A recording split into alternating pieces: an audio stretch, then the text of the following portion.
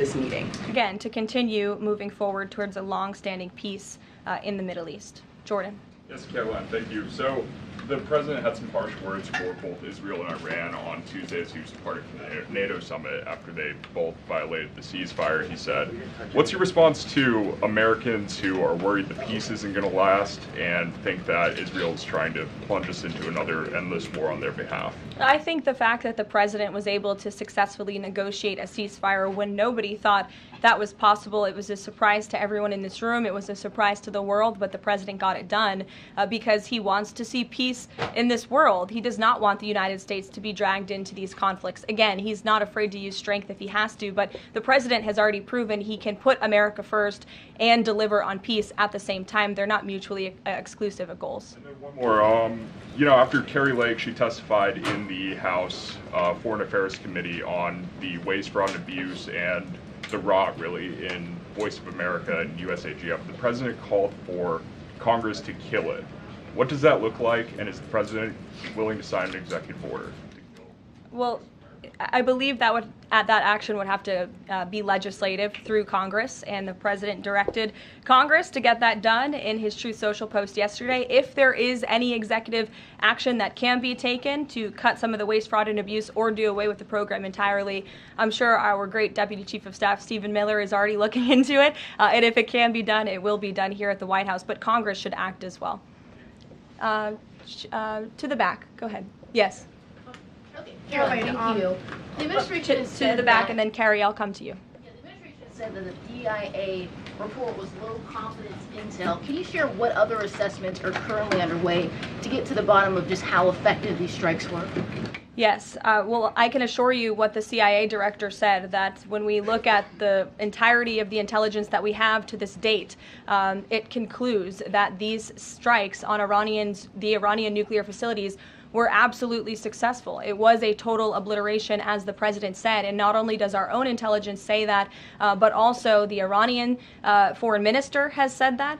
We saw Israel conclude the same thing based on their own intelligence. We also had the United Nations say that as well. So I think the only other time the United Nations, Israel, Iran, and the United States has agreed on something is that the sky is blue, but they all agree that Iran's nuclear facilities were completely demolished. And I would just like to reemphasize, you mentioned this was a low confidence preliminary intelligence assessment, and the entirety of that assessment was not leaked to the media. Only tidbits of that assessment were leaked to CNN. And we have seen this playbook run before, where you have people in the intelligence community, or perhaps on Capitol Hill, we don't know, but I believe the FBI is investigating to find out who that leaker was, because it's illegal and they should be held accountable for that, leaked bits and pieces of an intel assessment to push a false narrative. And it's to the same reporter, I will add, Natasha Bertrand of CNN, who has done this in the past. In 2020, it was Natasha Bertrand who had 51 intelligence analysts falsely lie to her, but she still put it on paper for some reason, that the Hunter Biden laptop story was Russian disinformation. We all know that's not true, right? We can all agree on that now. That was a lie from the intelligence community.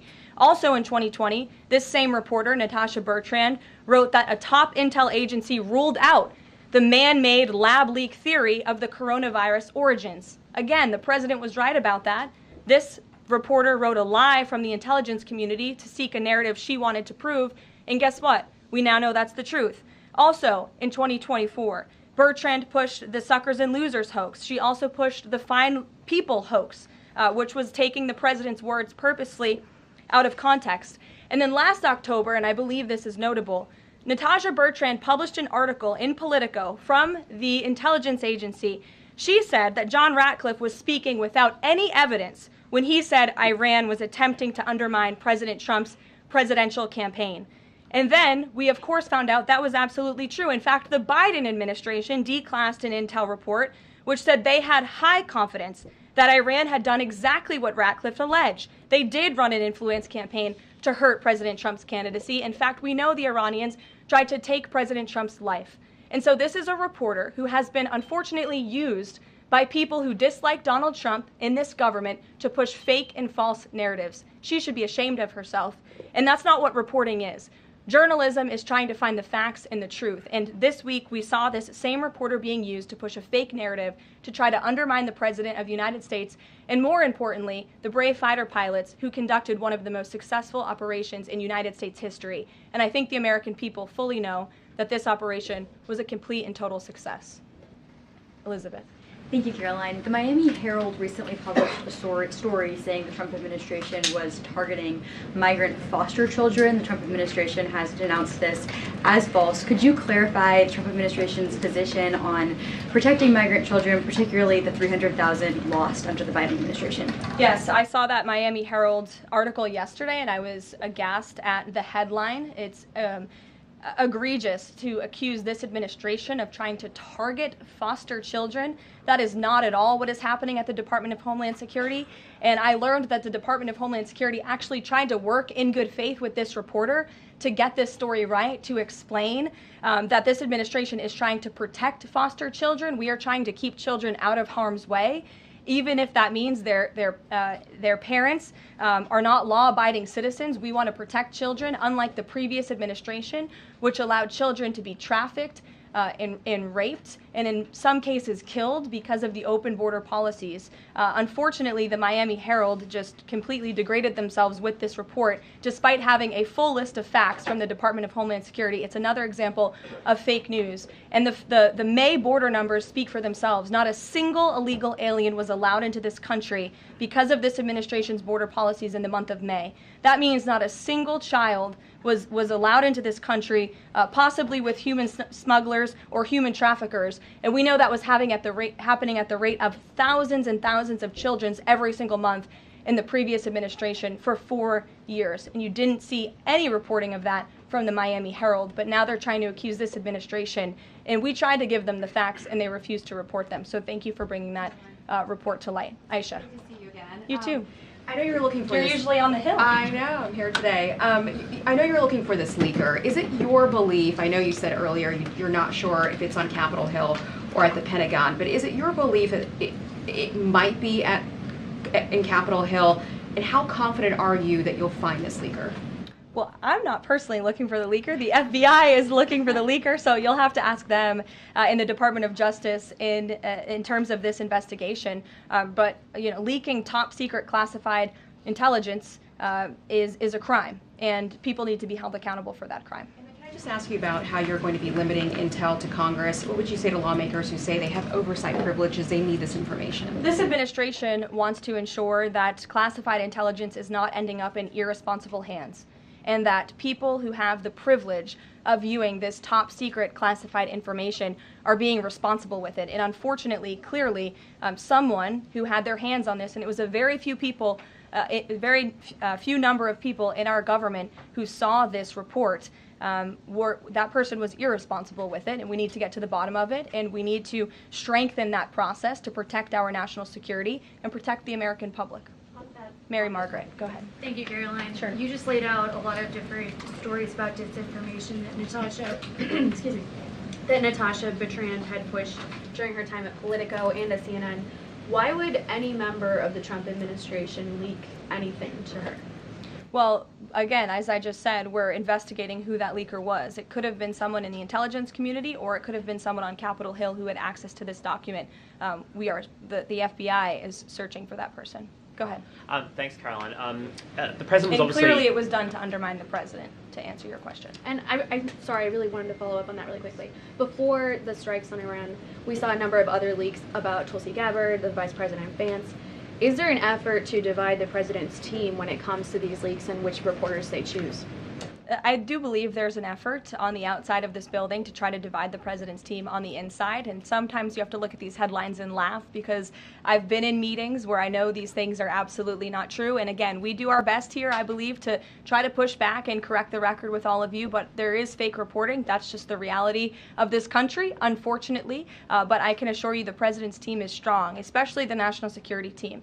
Everyone is very proud of the president, of our commander-in-chief, and of our military for the success successful operation that took place on Saturday night. Thanks, Caroline. The President was obviously very pleased with getting his NATO allies to increase defence spending. He's made the same demands of Asia-Pacific allies of the United States, including Australia, where I'm from. How does the NATO result impact negotiations with Asia-Pacific allies? Does it, for say, strengthen the President's resolve to say, well, you know, our NATO allies have done it, now you need to do it too?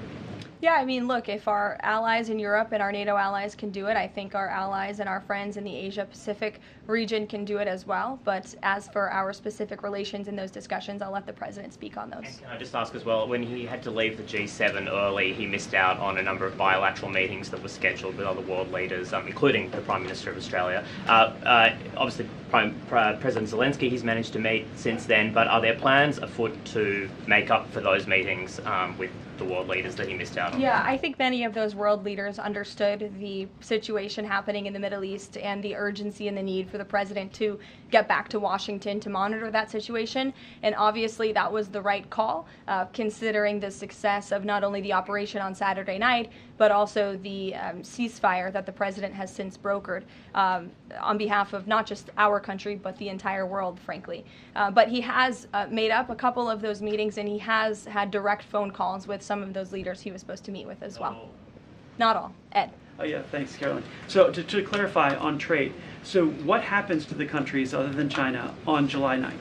That's a decision for the President to make, and I will let him make it. Okay, and secondly, so now that oil is just about upper $60s a barrel, when's the administration going to start refilling the Strategic Petroleum Reserve? That's, again, a decision for the President to make and our Secretary of Energy. There's no imminent plans to do that, from what I understand.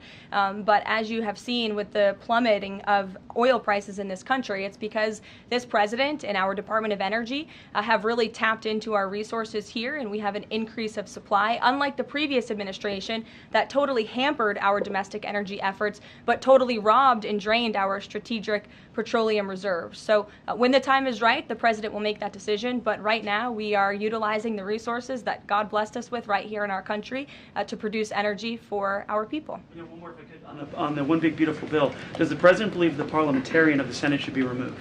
I haven't spoken to him about that, and I'll let him speak on it. However, again, he knows this is part of the process and the inner workings of the Senate, and he wants to see this bill done, and he remains very much engaged in these conversations and in this process with lawmakers in both the Senate and the House side, and the whole White House does as well.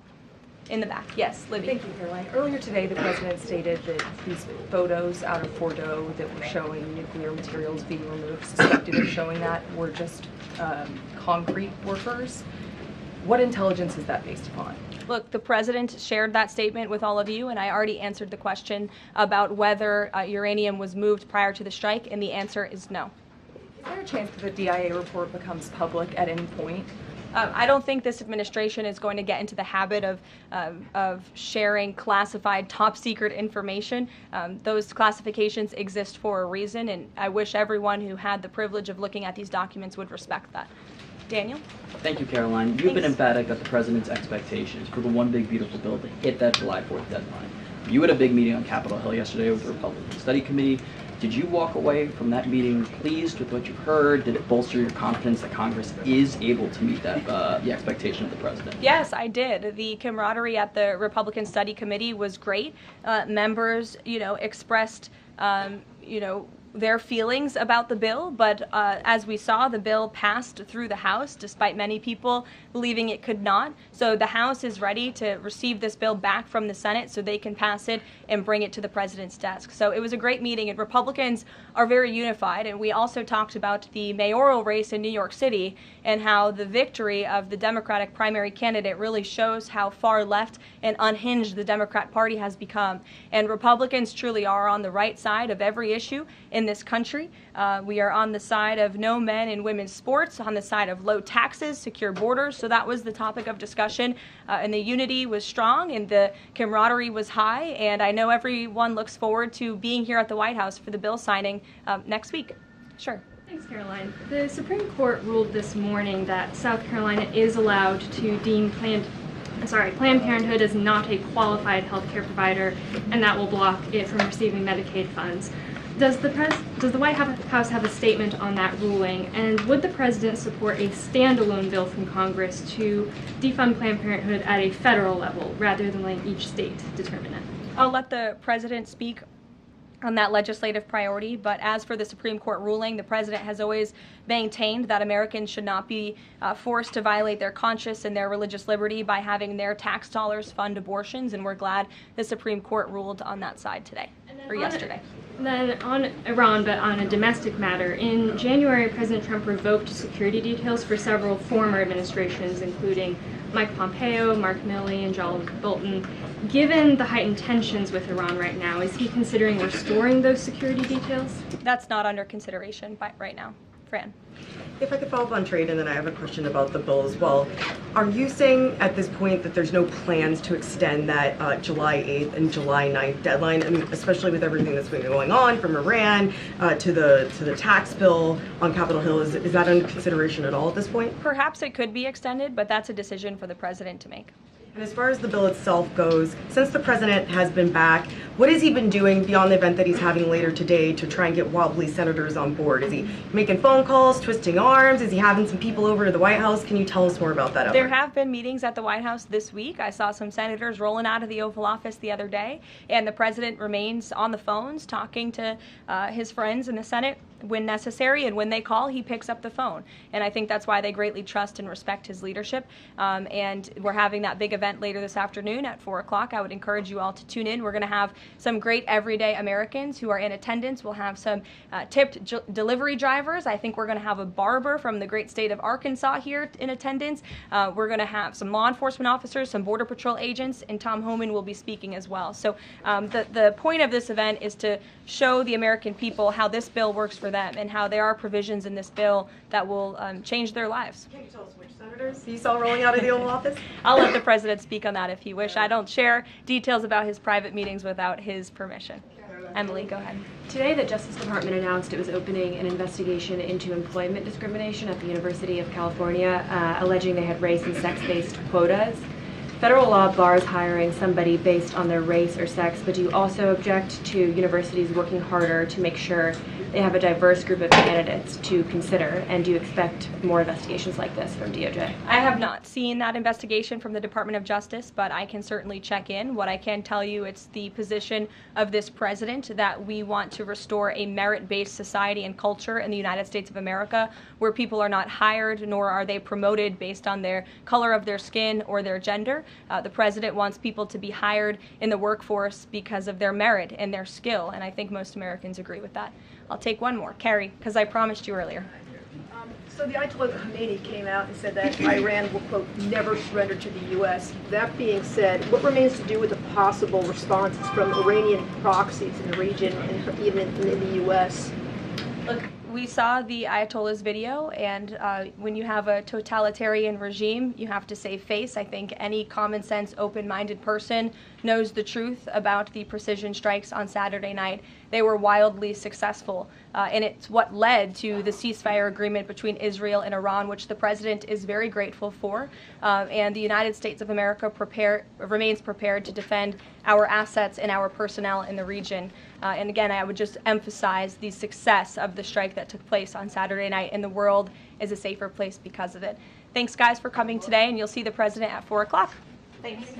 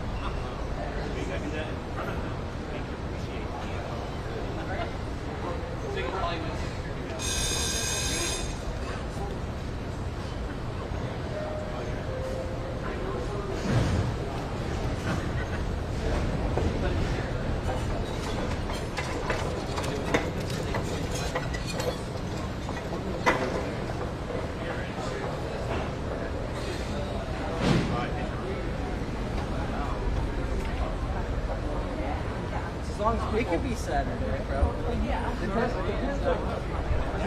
Gotcha.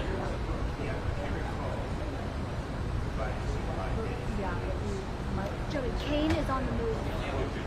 Kane is on the move. Okay.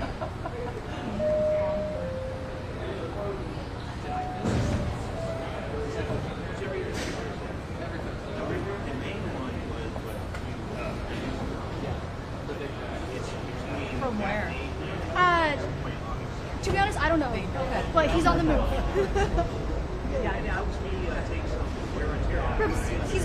He's on the second floor. That's all I know. But he's on the move. So it sounds like 10 seconds actually. Testing 1, 2, 3. Testing 1, 2, 3. I don't even know if I got my audio set right. Testing 1, 2.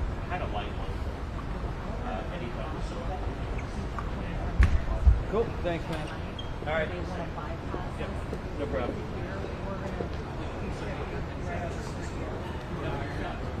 Like I said, do whatever you need. Well, if you're in my way and they come running around the corner, I can't throw. Where do you? So like, what's in your way? Well, so if you're going to come down the scooter, I'm going to throw a bunch right here. And he's going to need to turn over. You know what I mean? Yeah, and not right here. But yeah, I mean that's the thing. Right, Like they're they're not not going going to go there. Hey Tom, live shot wise, are we going back to Russell for that? Yes. Yeah. Okay. Do you need me to do that, and then should I go over there? That might help. Just to get like my view. Yeah. Hey, you can pop your camera on my phone. I've already hooked up with IFB to my phone. Oh, you're already down in IFB? But it's at the spot. Alright. I'm like juggling like 8 million things. Yeah, there's a call. What's up? Yeah, I know, right? I'm just gonna go.